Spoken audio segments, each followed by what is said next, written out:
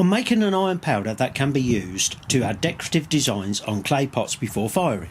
Store-bought underglazes are cheap and readily available, but I'm interested in trying to make my pots using materials I can find or make. I'm going to start by collecting rust off the van. That'll do, I've still got 6 months left on the MOT.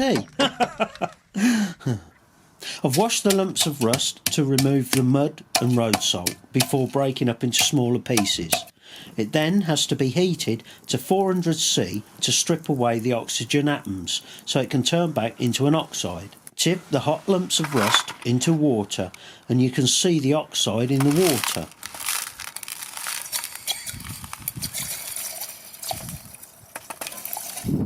Pour the oxide into a shallow dish and let it settle before pouring the water back into the jar. Repeat every day or so. When you have enough oxide in the bottom, pour into a tin or pot, heat again to evaporate off the last of the water, leaving just the oxide. Typical. The tin is leaking. I've just had to pour it back into the shallow dish. There's enough to dry. I will have to use the lid for the rest. Place the tin on a small fire. You only need to dry off the oxide this time.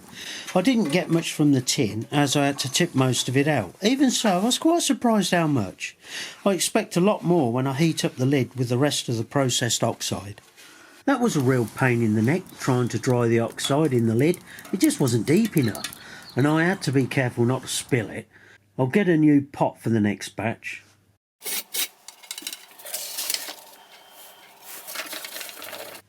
I've ended up with quite a bit of powder. The first clay I want to try the iron oxide on is this terracotta looking clay. It's one of the best natural clays I've found. The only thing I don't like about it is its colour. It always reminds me of garden plant pots.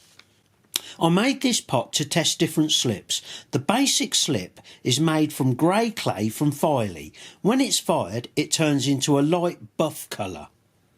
When the iron powder is added to the grey slip, it turns into a dark brown colour, which can be painted onto the pot before firing.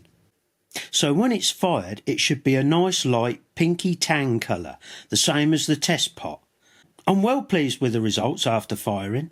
The design is just iron powder burnished into a slip, and the slip is the same colour as the test pot. That looks so much better than a terracotta colour. This is the first time I've ever tried anything like this, and it couldn't have gone any better. I'm now looking forward to trying a different idea. Thanks for watching, and hopefully you'll give it a like and subscribe.